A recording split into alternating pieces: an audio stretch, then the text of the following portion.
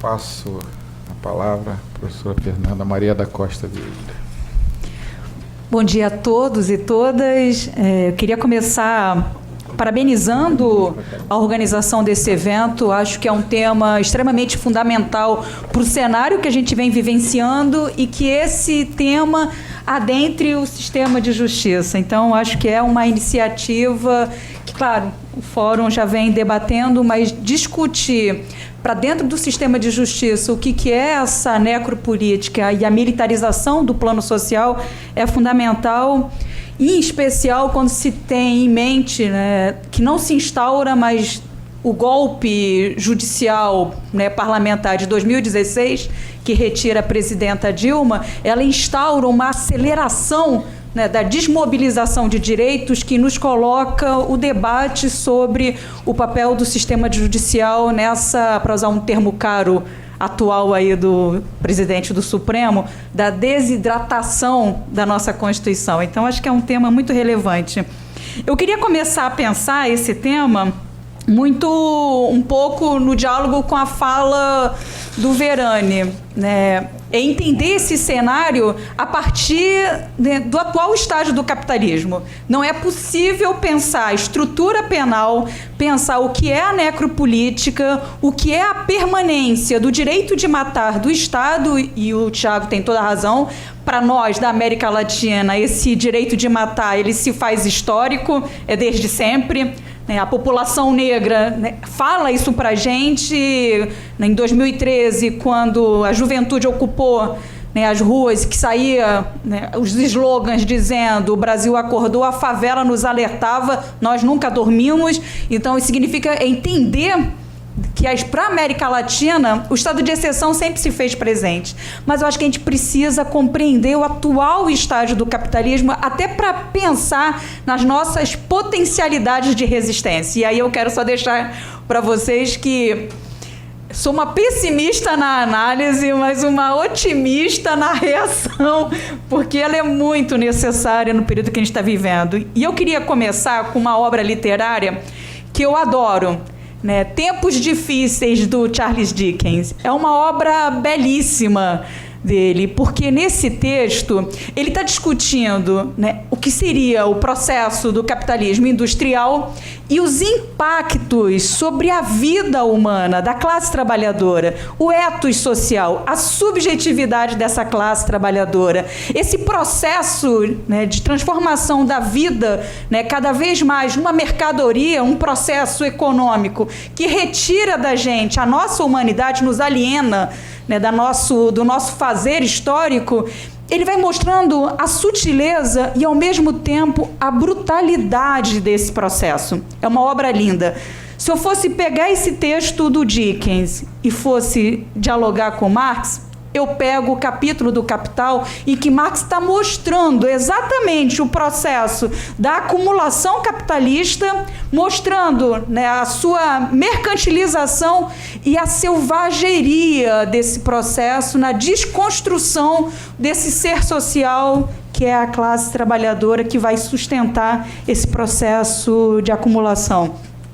Entender o atual cenário que nós vivenciamos é entender, inclusive, o atual estágio, né, neoliberal. Portanto, a gestão do capital cada vez mais financiarizada, né, que entra numa profunda crise, entra numa crise, inclusive, em termos dos seus limites de produção, seja pela questão ambiental, e a gente vem assistindo, né, eu espero que de forma assustadora, o desmonte da questão ambiental do atual governo federal, o seu descompromisso com a questão ambiental, mas esses limites da própria lógica do capital, elas nos obrigam a pensar qual será a resposta, né, que o atual cenário vai dar para essa classe trabalhadora. Se a gente vivenciou no nascedouro, pegando o século XVIII em diante, se a gente vivenciou um processo brutal de desconstrução desse ser social, trabalhador e trabalhadora, pensar o capitalismo atual é pensar o quão a violência desse sistema vem adentrando no nosso cenário, né? Os dados do processo de acumulação e de exploração, eles são visíveis. A OIT fez uma pesquisa que foi publicada agora, mas é referente aos dados de 2017 e 2018, que mostram para a gente que 10% da população mais rica, ela detém 50% da renda produzida pelo trabalho, enquanto os 10% mais pobres recebem uma renda mensal de $22.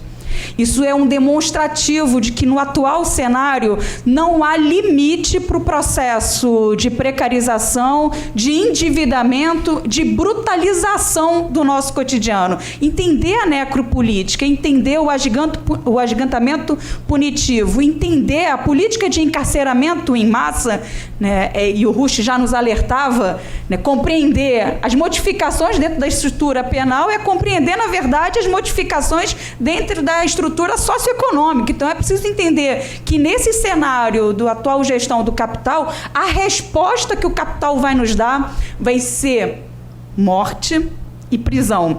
Essa é a resposta para um crescimento daquilo que o Bauman chama de refugos humanos. Para a gente ter uma ideia também, né, a taxa de desemprego no mundo em 2018 foi de 192 milhões de trabalhadores fora do mercado. Isso não é pouca coisa.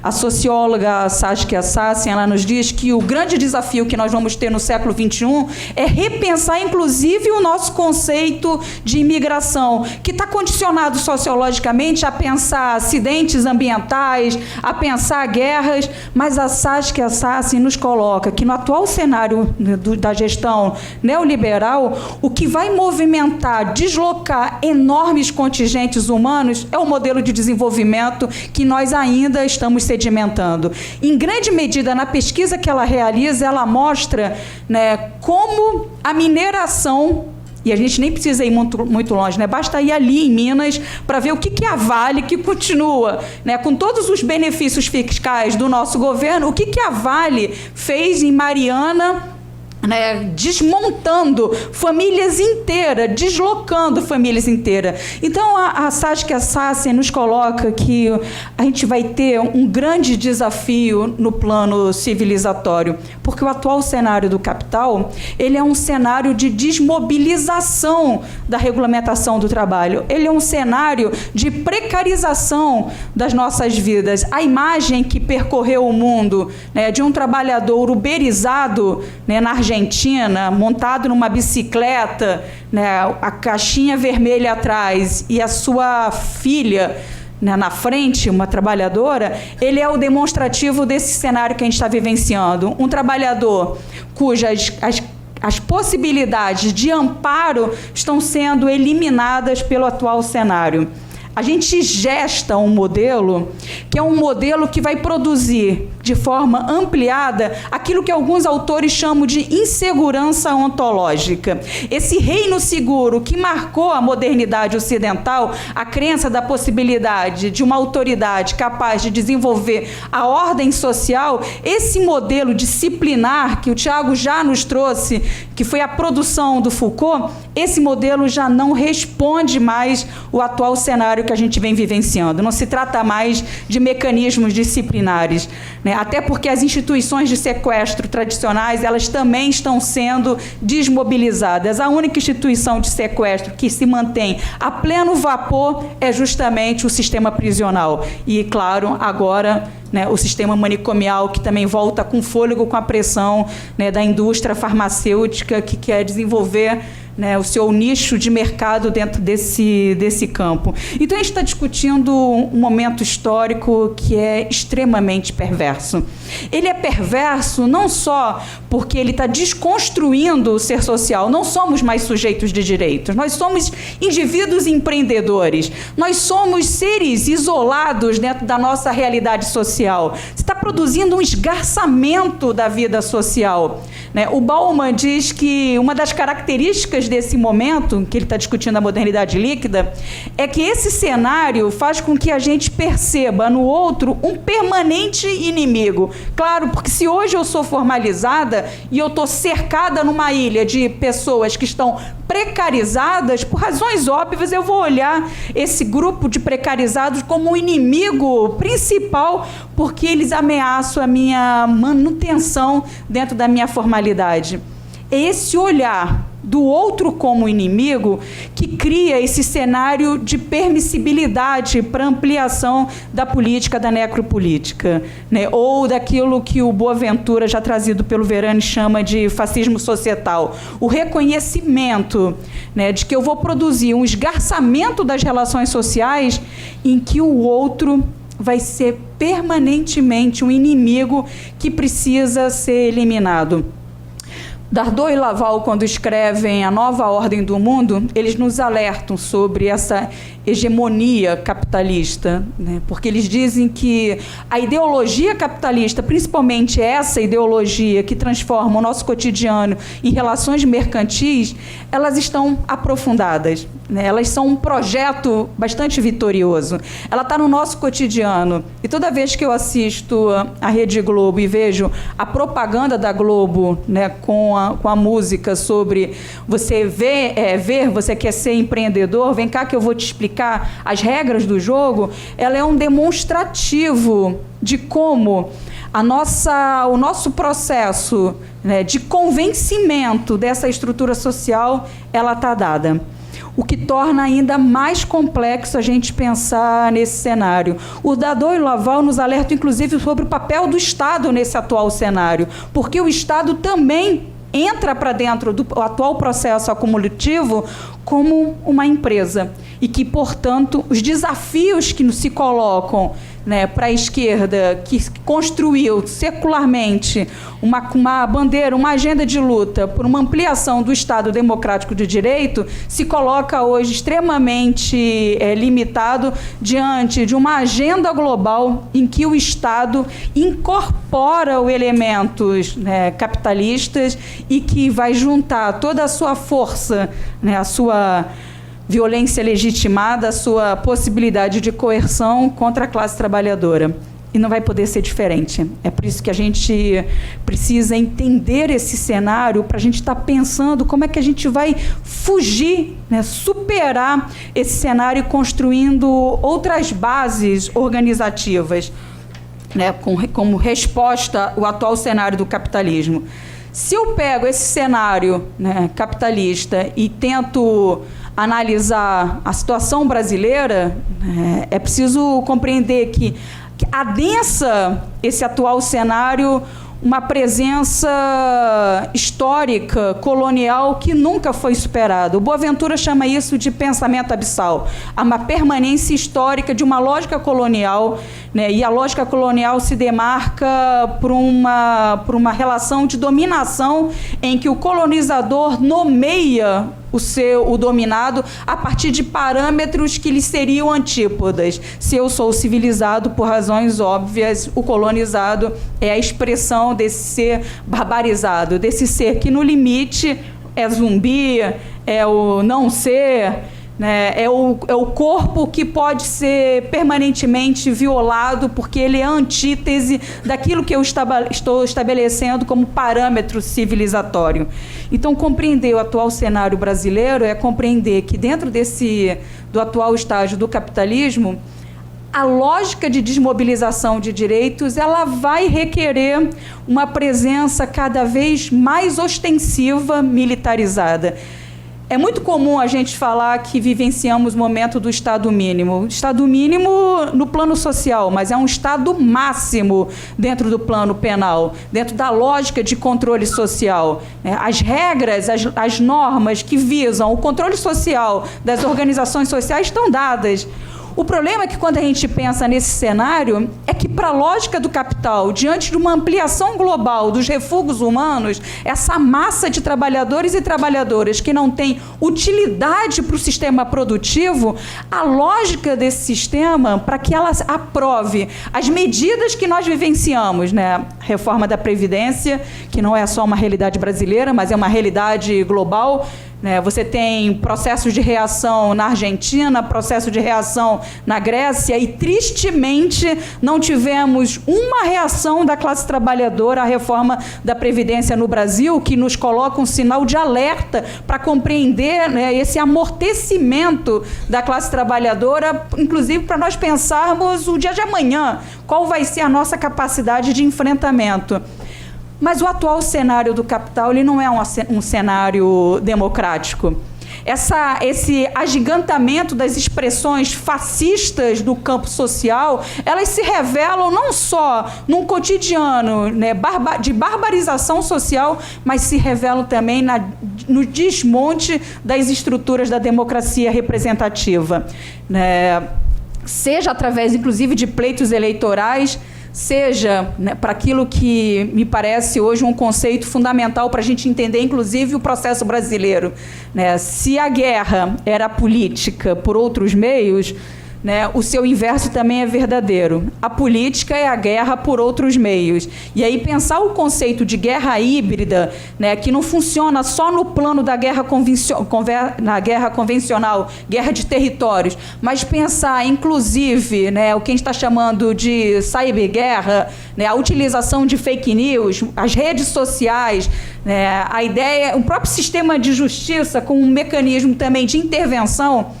Por isso que é importante dizer, né, da importância histórica que é o Lula livre, que foi a decisão do Supremo no reconhecimento, né, da prisão de segunda instância. A saída do Lula não é uma questão menor. Para dentro de um cenário em que o sistema de justiça vem sendo acionado para desmobilização de direitos, a decisão que retira Lula da prisão, ela tem um conteúdo fundamental para o nosso enfrentamento. Ele não se encerra em si mesmo, né? Lula livre não é Lula lá. E as mudanças da estrutura do capital dentro do Estado brasileiro também não vão ser resolvidas para dentro desse processo eleitoral. Mas a gente não pode ignorar que, para o atual cenário, essa decisão ela tem um impacto fundamental para a nossa correlação de forças. Da mesma dimensão que a decisão, né, reconhecendo a inconstitucionalidade dos mandados de busca e apreensão coletivo, uma inovação jurídica, para pegar aqui o termo do Tiago, que foi muito sedimentada pelo Poder Judiciário do Rio de Janeiro, essa decisão também tem um impacto extremamente significativo para essa correlação de forças. E aí entender essa guerra híbrida é entender, inclusive, esse caldo cultural da sociedade brasileira que nunca superou, né, a sua construção racista e colonial. É entender, inclusive, os obstáculos, alguns visíveis e invisíveis, a presença, né, negra dentro do nosso tecido social, inclusive na mesa, né, na nossa mesa de debate, que a gente ainda não tem. E eu estou trazendo isso, eu não sei se vocês assistiram ontem o lançamento do novo partido do atual presidente da República, mas dentro do texto do novo partido, em um dado momento ele fala isso, né? Em 2015 a sociedade brasileira deu um basta e ela acordou, mesmo sendo o povo brasileiro cordial, lúdico, ele deu esse basta. Essa construção histórica, né, da lógica colonial que marca a sociedade brasileira, de que se construiu a partir da cordialidade e da democracia racial, ela é o cenário propício para a sedimentação da necropolítica. Quando você tem, no atual cenário da bancada parlamentar, né, o aumento da bancada BBB, Boi, Bala e Bíblia, você tem uma expressão da bancada da bala, integrantes do campo da segurança pública, que arrancam um cartaz que está no Dia da Consciência Negra, né, colocando o debate de que a necropolítica ela é hoje sedimentada e legitimada, a gente percebe como a historicidade, por isso que a obra do Mambembe ela é fundamental, porque ela nos obriga a perceber que eu não estou só discutindo a partir da Segunda Guerra Mundial, né, essa herança anticivilizatória. Eu preciso discutir para dentro do cenário brasileiro aquilo que compôs de 1500 para cá, que é a desconstrução do conceito de sujeito de direito e cidadania para uma grande parcela da população brasileira. Não é pouco caso que eu vou ter, né, ao mesmo tempo em que eu começo a pensar na desconstrução da escravidão, em 1850, com a Lei Eusébio de Queiroz, é o mesmo momento que o Brasil altera a sua configuração do direito de propriedade, né, estabelecendo que agora o método aquisitivo vai ser a compra e venda. Né? O José de Souza Martins fala que sai o cativeiro da pessoa e o cativeiro se torna da terra. Compreender a necropolítica é compreender um processo histórico que sempre retirou da população tradicional, negra e indígena, o direito à sua cidadania, a ser um sujeito de direito ao acesso ao território. Por isso que é profundamente imoral um determinado parlamentar que no dia 20 de novembro vai para o púlpito em Brasília dizer que se mata mais negros porque os negros são aqueles que mais cometem delitos na sociedade brasileira. São os negros que andam armados. É uma ausência de perspectiva histórica dentro do processo social. O problema é que essa ausência de perspectiva histórica para o nosso processo social, ela está dada, inclusive, dentro da academia, ela está dada para dentro do sistema de justiça. A Defensoria Pública do Estado do Rio de Janeiro fez, no ano passado, uma pesquisa que recupera os processos de decisão judicial sobre os crimes de tráfico. E o que você percebe no processo de decisão, e aí a gente precisa dizer, né, que o fato de nós termos uma súmula aqui no Rio de Janeiro, a súmula 70, que diz pode condenar, sim, com base em apenas numa única fala de uma única autoridade policial, já é um demonstrativo da sedução da necropolítica para dentro do sistema de justiça e que a gente precisa falar sobre o racismo estrutural. Né? Mas esse debate, a pesquisa que a Defensoria faz, ela demonstra que o olhar do nosso sistema judicial para dentro desses territórios, ele pode até não ser mais atravessado diante da decisão do Supremo, da inconstitucionalidade que colocava para o crime de tráfico essa ideia de uma periculosidade abstrata, uma violência abstrata. Mas o sistema de justiça transfere do tipo penal para o indivíduo e para o seu território. Você tem processos judiciais que o simples fato de você morar em determinada comunidade lhe acresce a punitividade, porque são territórios demarcados pela violência e brutalidade, e que se você mora lá, por razões óbvias, você só pode estar com uma associação ao tráfico.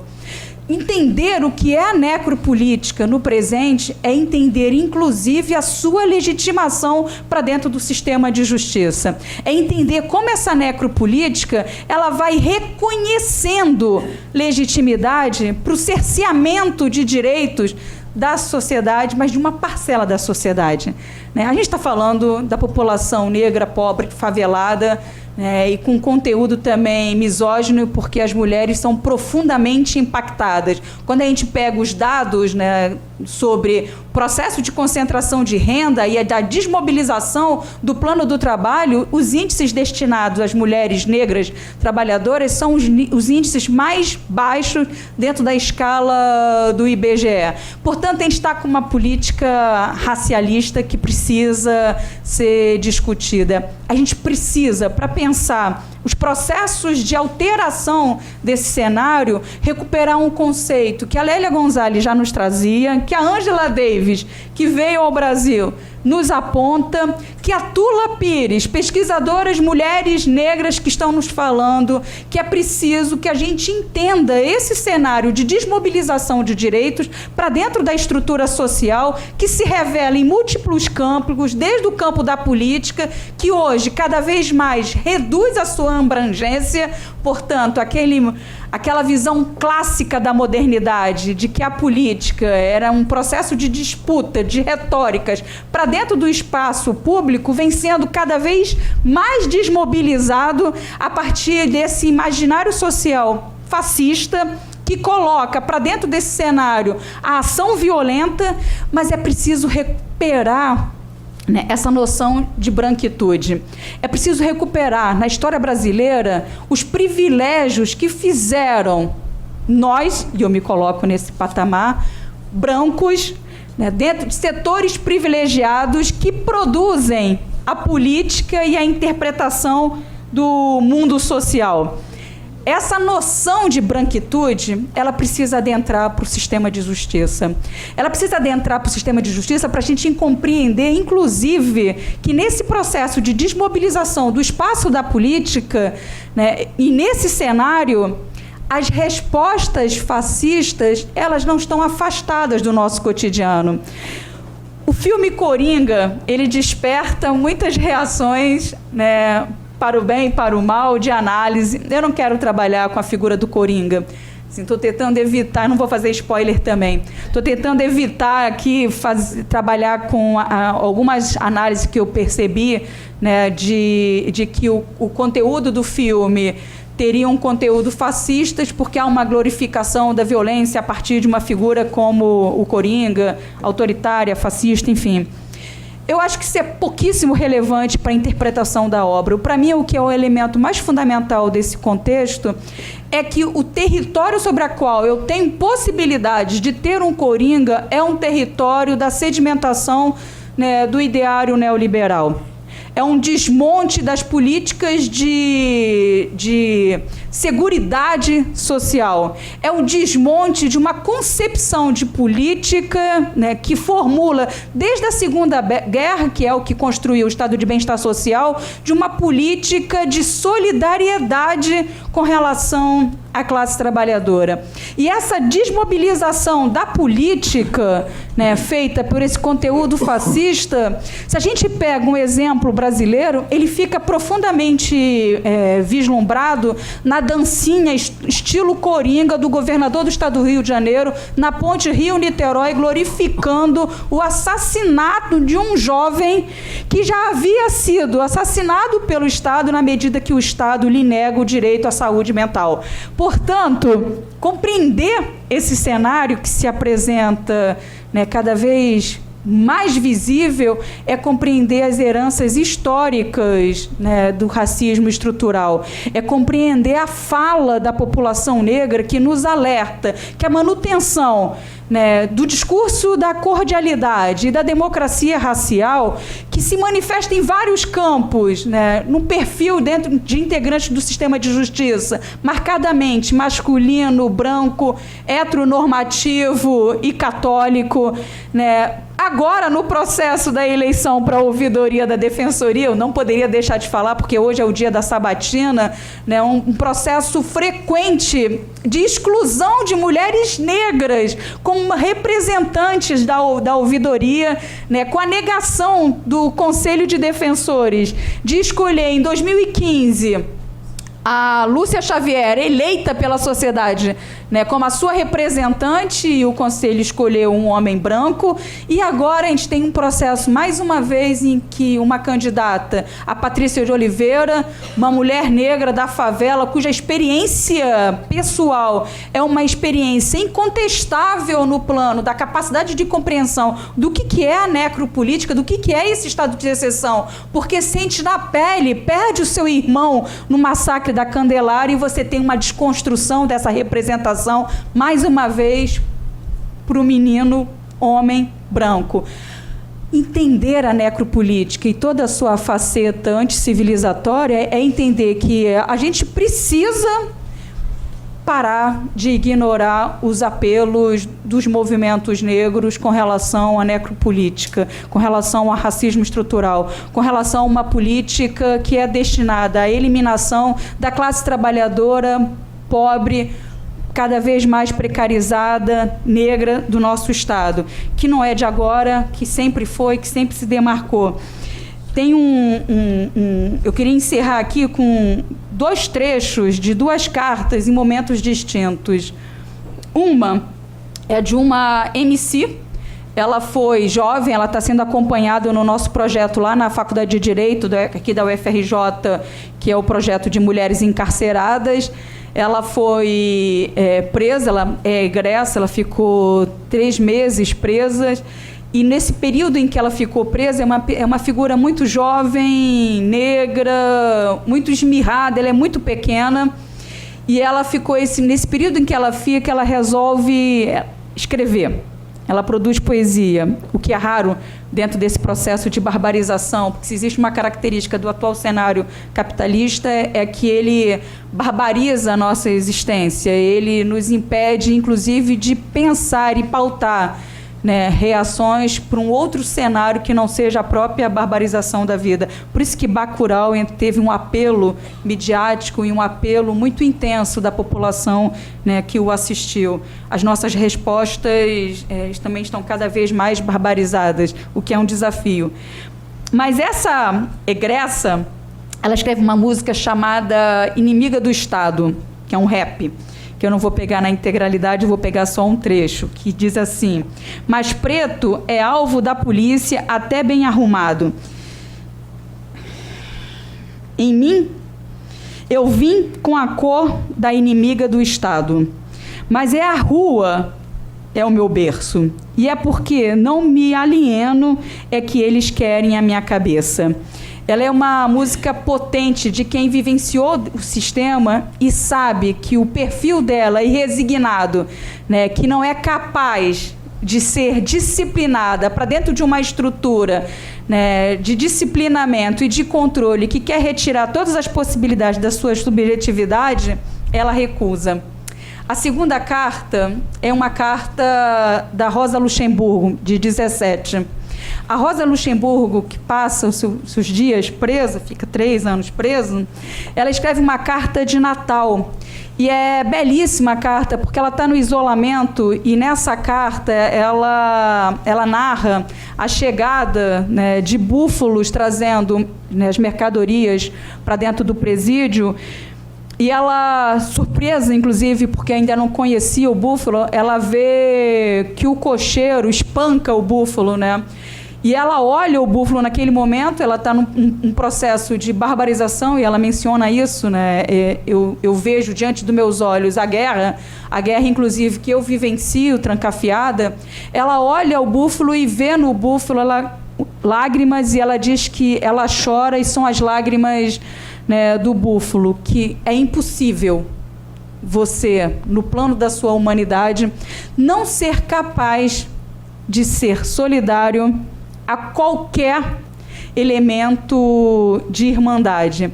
É uma carta belíssima, porque as 2 cartas nos alertam que, diante desse cenário cada vez mais fascista, que tenta nos convencer de que as respostas são individuais, que o processo da barbarização da vida se justifica pela eliminação de um inimigo permanente, que esse inimigo permanente é a própria classe trabalhadora, a nossa resposta, a única resposta plausível para esse cenário vai ser a nossa reação anticapitalista. A lógica antissistêmica não pode ser dada pelos fascistas. E a reação ontem, ainda que alguns digam que o novo partido ele terá menos apoio, mas é preciso compreender como está se construindo para dentro do cenário da política uma reação fascista àquilo que nós, trabalhadores e trabalhadoras, construímos desde a Segunda Guerra Mundial, que são marcos asseguradores de direito. A gente precisa criar um grande movimento que recupere, de forma diversa do que disse o Bolsonaro ontem, que o seu partido é antissocialista, anticapitalista, anti-esquerda. A gente precisa recuperar as bandeiras de lutas socialistas. É a nossa capacidade humana de nos reconhecermos no outro que está sendo eliminada por esse processo brutal existencial que nós vivemos, que vai ser capaz de produzir uma reação ao momento histórico que a gente está vivendo. O que está em disputa é o socialismo ou a barbárie. E a resposta para a barbárie não pode ser a barbárie. A resposta para a barbárie tem que ser uma radicalização do plano da classe trabalhadora na sua humanização. Não há possibilidade de saídas possíveis dentro da lógica estrutural que nós vivenciamos. E se nós não compreendermos que não há saída possível dentro dessa estrutura, nós apenas estaremos reproduzindo essa necropolítica. E o Mambembe tem toda a razão. Seremos todos nós os algozes dessa classe trabalhadora, desses zumbis, desse não ser, desse inimigo que no limite está sendo eliminado cotidianamente. Obrigada.